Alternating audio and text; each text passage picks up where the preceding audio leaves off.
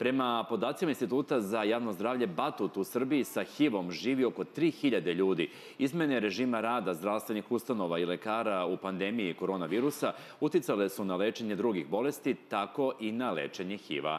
O tome danas razgovaram sa profesorom doktorom Jovanom Raninom sa Klinike za infektivne i tropske bolesti Univerzitetskog kliničkog centra Srbije i Bratislavom Prokićem, predsjednikom udruženja Potent. Dobar dan, želim obojici i dobrodošli. Za vas jedno pitanje, profesor, na početku. Znamo i sami da su infektolozi najangažovaniji lekari, slobodno možemo reći, bez da se iko ljuti u cijeloj ovoj situaciji, već evo skoro 2 godine, godinu i po dana i jače. Koliko se to odrazilo i na samoj vašoj klinici, a i u radu sa ljudima koji već imaju HIV infekciju ili koji su u međuvremenu dijagnostikovani kao HIV inficirani? Pa, najviše se odrazilo u stvari na nas lekare. Ja sam recimo više oćelavio, matorio sam još više. A niste, prepoznao sam vas odmah čim ste došli. Znao sam da smo se družili pre mnogo godina. Jest. U emisiji. Da. Ali COVID praktično menja sve i definitivno, znate, ima jedan slajd gde je Mona Lisa čak sa maskom i sredstvima za dezinfekciju, znači definitivno utiče na život i rad. Da, a gde se leče ljudi koji sada treba da se leče? Na HIV odeljenju infektivne klinike možda smo mesec dana imali problem sa skriningom, to jest sa redovnim kontrolisanjem efekta HIV terapije. Ali već tamo negde od juna, jula prošle godine te testove radimo redovno. Što se tiče lekova, nema nestašice lekova, a u ambulanti i na odeljenju radi lekar koji je obučen za HIV lečenje, a nije trenutno angažovan u COVID. Dakle, taj deo infektivne klinike je ostao za vas? Apsolutno. Mi smo jedno vreme bili, kako da kažem, i u COVID-u, lečili COVID pacijente, ali jedan deo odeljenja je zbrinjavao HIV pozitivne pacijente, obolele od neke HIV bolesti i ambulantu koja je pregledala i kontrolisala zdrave HIV pacijente. Dobro, Bratislave, šta biste vi izdvojili kao problem u ovoj koroni? Mislim da ljudi sa HIV-om se leče u 4 klinička centra, u Beogradu, Nišu, Kragovcu i Novom Sadu, i tu su zaista različita iskustva pacijenata, dok u Beogradu imamo mogućnost da vrlo brzo osoba koja otkrije svoj HIV status može da dođe do terapije. U nekim gradovima se to malo duže čeka, jer neki, kao što je, na primjer, klinički centar Niš, od početka epidemije praktično nisu imali mogućnost da pregledaju ni jednog pacijenta sa HIV-om i propisivali su tu terapiju onako kako su mogli, snalazili su se. Dakle, neki pacijenti skoro 2 godine nisu videli svoje infektologe. U Kragovcu i Novom Sadu to je u zavisnosti od toga da li je neki lekar tu raspoloživ i dakle, uglavnom se primaju samo oni hitni slučajevi, a ponekada se otvori mogućnost da se urade i neki drugi monitoring testovi koji su jako važni za ljude koji žive sa HIV-om. Ja mislim da je jako važno da ovaj pritisak koji osobe sa HIV-om osjećaju, i ne samo zbog COVID epidemije, već zato što praktično imaju jednu disrupciju, odnosno nemogućnost da provere sve one ostale parametre, kao što su funkcije bubrega, jetre, redovno, da viđaju svoje infektologe, jer znate kako, kada uzime neku terapiju, a nije siguran da li ta terapija deluje na njega i da li je ona učinkovita i kakve su njegovi ostali zdravstveni parametri, jer tu govorimo o ljudima koji imaju druge komorbiditete, tu govorimo o ljudima koji sada već stare sa HIV-om, budući da je HIV sada jedna uz terapiju hronična, nezarazna bolest ukoliko se uzima redovno i prati redovno. Dakle, taj monitoring je jako važan pred svega za zdravlje ljudi, a inače i za, kako kažem, mentalno su ljudi navikli da idu kod lekara, da vide svog infektologa, što je sada tokom ove COVID epidemije na neki način otežano. Da, doktore, to nije baš, da kažemo, dobro što čujemo, s obzirom da su ipak to pacijenti koji zahtevaju jedan kontinuirani vid praćenja, jel? Naravno, ali definitivno i pre COVID-a su, ovo što Braca kaže, je jako važno, ali HIV globalno je promenio kliničku sliku u odnosu na 90. godine, da jednostavno, osim naravno redovnog kontrolisanja krvi i analiza, pregledi malo gube na značaju, obzirom da je to više infekcija sada, a ne bolest. Znači, ljudi su 50 godina bez progresije, bez razvitka bolesti, uz mogući razvitak komorbiditeta, šećerne bolesti, povišenog pritiska, kardioloških manifestacija i tako dalje, što zbog same HIV infekcije, što zbog lekova, i to treba redovno kontrolisati. A pregledi, naravno, volimo da se vidimo, ali nisu neophodni, hoćete reći. Nisu toliko često neophodni, kako je ranije bilo svakog meseca. Dobro. Sada, to je kada govorimo o ljudima koji su dijagnostikovani i tu se dosta uradilo kada govorimo o lečenju, o tome ćemo kasnije da pričamo o terapiji. Da li smo otišli korak dalje, za obojicu pitanje, u otkrivanju? Dakle, da li se ljudi jave na vreme, da li umeju da prepoznaju simptome i koliko se sada ti simptomi možda mogu, evo pitam laički, zaista pomešati sa možda korona infekcijom, pošto, mislim, u pitanju je takođe infektivno oboljenje. Da, ima i taj detalj, naravno, ali definitivno... Ako znamo da su, recimo, povišena telesna temperatura, malaksalost, nekako simptomi i za koronu, a i za masu infektivnih oboljenja. To je jedno od najvažnijih pitanja, ovo sada što ste postavili i što je Braca pomenuo, novo otkriveni. Znači, ne znam, za Niš i Kragujevac i tako, ali svima nama, pa i svuda u svetu, znate, postoji strategija 4 90-ice. Sad su to 4 95-ice.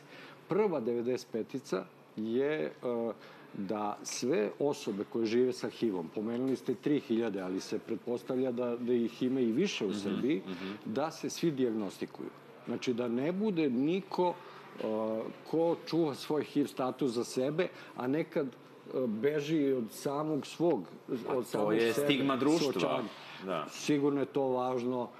Loši uslovi u životu, COVID, naravno, i sve drugo, ali jednostavno i udruženja i mi, lekari, i treba da popravimo svest svih ljudi da odmah, ne toliko primetivši simptome, nego imajući rizik. Odmah, rizično neko ponašanje, odmah treba testirati i otkriti svoj HIV status i sebi i zdravstvenom sistemu i započeti lečenje. Jer rana dijagnostika, ovo što vi kažete, HIV infekcije i rana terapija su preduslov da se zaustavi epidemija. A jel HIV daje neke simptome koje mogu ljudi da prepoznaju? Na početku može i ne mora. Svega 10% novo zaraženih ima neki simptome. Ostali ne. Tako da... Ja bih rekao da u stvari, ako pogledamo podatke, dakle, mi smo svake godine imali otprilike 150 do 200 ljudi koji smo otkrivali. 210 prošle godine. 210 pretprošle godine, tako je. I onda sada, prošle godine, tokom COVID epidemije, smo imali samo 55 ljudi. Sad bi to neko pomislio, pa to je pad. Međutim, to nije pad, to je u stvari manji broj testiranih, manji broj otkrivenih.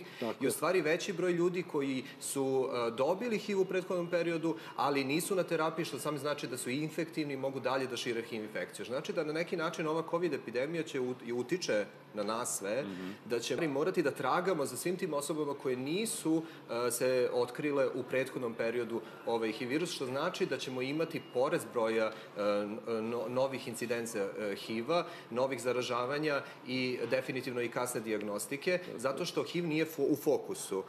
Dakle, u fokusu je sada COVID i svi oni problemi socioekonomski i zdravstveni koje COVID sa sobom nosi. Međutim, sa HIV-om se borimo borimo već 40 godina i to je epidemija koja će nastaviti da bude tu i nakon COVID-a. I jako je bitno u stvari da ljudi razmišljaju o svom seksualnom zdravlju i ako su imali neke nezaštićene seksualne odnose, bilo da je to sa muškarcem i ženom, mogu da se testiraju. I jako je važno reći da Zavod Instituti za javno zdravlje, kao i Studentska poliklinika u Beogradu, radi testiranje svakog dana neometano i da ljudi treba da odu i da provere svoj status, pa makar jednom godišnje, ukoliko imaju nezaštićene odnose sa partnerima nepoznatog HIV statusa. Takođe mogu oni sa pojačanim rizikom, kao što su muškarci koji imaju seks sa muškarcima, seksualni radnici, dakle, da dođu trans osobe, da dođu kod nas u Potent i mi imamo testiranje, mogu vrlo lako na našem sajtu da to zakažu i da dođu. Za 10 minuta brzim testovima možemo da detektujemo da li postoji HIV ili sifilis, što je takođe problem zato što imamo sada veliku epidemiju sifilisa, posebno među muškarcima koji imaju seks sa muškarcima. Da. Onda kada se otkrije, onda se uključuje terapija, profesore. Tako je. Gde smo mi na mapi tu sa terapijom?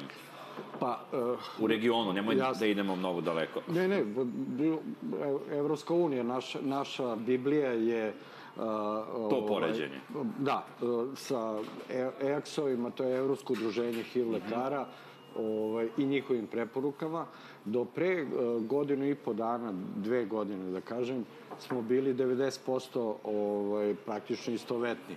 Jer 2017. 18. ne znam tačno, nemojte me držati za reč, su uvedeni najnoviji tada lekovi na pozitivnu listu u Srbiju i onako s ponosom smo mogli da kažemo da je isto lečenje kao i u Evropi i u Americi. Poslednjih godinu i po dana i zbog COVID-a i zbog svih angažovanosti i materijalnih i medicinskih i šta god COVID-om i opsednutost COVID-om je doprinelo da u poslednjih godinu i po 2 dana čekamo najnovije lekove koji ne bi narušili budžet i povećali troškove, a s druge strane bi unapredili lečenje. Jer jedan od najvažnijih principa savremene HIV terapije je optimizacija terapije i personalizacija. To znači da za svaku HIV pozitivnu osobu možemo da odaberemo najbolji terapijski režim. Da bi to mogli, treba nam još 1, 2, 3 nova preparata koji su na pragu. Da li su to preparati, odnosno novi režim lečenja koji je 2021. godine u januaru odobrila Američka agencija za hranu i lekove? FDA, 2 od tih preparata čekaju i pozitivnu listu u Srbiji, sve je predato, sve je urađeno. Što su oni toliko dobri, inovativni? Koji je njihov mehanizam delovanja? Zato što su zadržali antivirusnu potenciju i antivirusni efekat praktično savršen za nedelju dana, može 0 virusa u krvi da bude, a s druge strane su bezbedni, odnosno imaju manje neželjenih efekata i teško virus na njih pravi rezistenciju. Ima takvih lekova i već koji su na pozitivnoj listi, ali ovi su, kako da kažem, različiti od ovih novih lekova koji su bili novi 2017. po tome što ne izazivaju neželjene efekte koji ovi još u nekoj meri izazivaju. Tako da nisu mnogo različiti, ali recimo očekujemo sledeće godine jedan baš potpuno različit lek, to je iz grupe nenukleozida, koji bi i proširili, da kažem, spektar dejstva, a zadržali bezbednost, odnosno manje neželjenih efekata i antivirusnu potenciju, tako da, jer to su 3 momenta koje morate da razmišljate. Da je bezbedan, da se teško postiže rezistencija, a da ima antivirusni efekt. A 4. moment je naravno cost benefit, odnosno ekonomska isplativost, za koju sam ja potpuni laik, nemam pojma, lekar sam. Ali postoje ljudi koji rade farmakoekonomiku, pa to znaju dobro. I da izračunaju, dobro. Čovjek izračuna da... Braco, koliko je važno da se prate efekti lečenja pacijenata? Pa, jako je važno da osobe sa HIV-om imaju pre svega dostupnu terapiju koja je, da kažem, već sada dostupna i u Hrvatskoj, u Sloveniji i u drugim zemljama, nekako i dalje malo kaskamo i ne vidim razloga zbog čega bi sada novi lekovi i dalje se prolongiralo, znači njihovo uvođenje u zdravstveni sistem, budući baš što je rekao profesor, taj neka cost-benefit analiza je pokazala da bi to čak i uštedelo zdravstvenom sistemu. Dakle, mi smo kao laici opet napravili neku našu računicu da za 400 do 600 pacijenata koji bi došli, koji bi koristili ove najnovije lekove, država bi uštedila skoro 100 miliona dinara na godišnjem nivou, što su izuzetno velika suma i ono što mi očekujemo baš sledeće godine, to jest u narodnom periodu, da dobijemo konačno i te dugodelujuće antiretrovirusne lekove, dakle to su injekcioni lekovi koji se mogu dati u par meseci jednom i da osoba ne mora svakog dana oduzima terapiju, jer evo probajte i vi da uzimate bilo kakav vitamin svakog dana, pa ćete početi da preskačete i imati problem. Jeste, tačno. Ja zaboravim često da treba da uzmem nešto. Sad, ako treba to da koristite svakog dana, to je veliki problem. I onda, naravno, ukoliko kod nekih osoba i dolazi do nekih preskakanja ili nisu baš toliko redovni ili zbog nekih psiholoških ili drugih socijalnih problema, imaju problem sa adherencom, odnosno pridržavanjem režima uzimanja terapije, naravno da je važno da imaju mogućnost da dođu i da provere svoj PCR, svoj status, dakle virusni, što je sada, kažem, moguće u Beogradu, malo je problem sa drugim kliničkim centrima i nekako mi kao stav udruženja koji okuplja i pacijente i bavi se i prevencijom, naravno, jesmo u tome da infektolozi bi trebalo bi razmotriti, naravno, to i sa zdravstvenim vlastima, možda treba sada polako da se vrate u svojim redovnim pacijentima, budući da ova epidemija toliko dugo traje, možda profesor zna koliko je sada možda manja uloga infektologa po COVID bolnicama nego što je bilo u početku, kada smo se susretali. Bile su najzahtevniji, najtraženiji. Tako je, sada oni su sada kolege, već znaju, otprilike imaju neke protokole i tako dalje, da negde infektolozi bi sada valjalo da se vrate, jer ne govorimo samo o HIV-u, znate, govorimo i o ljudima sa hepatitisom i sa drugim infektivnim bolestima, nekako infektologija tu ključna. Naravno, ali i dalje je neophodno, ako ništa drugo, angažovanost telefonom infektologa po svim COVID centrima, tako da, ali nije to osnovna angažovanost. U samoj infektivnoj klinici je, praktično svi smo angažovani s COVID-om, tako da, mislim, treba računati na to da ćemo stalno biti u COVID-u.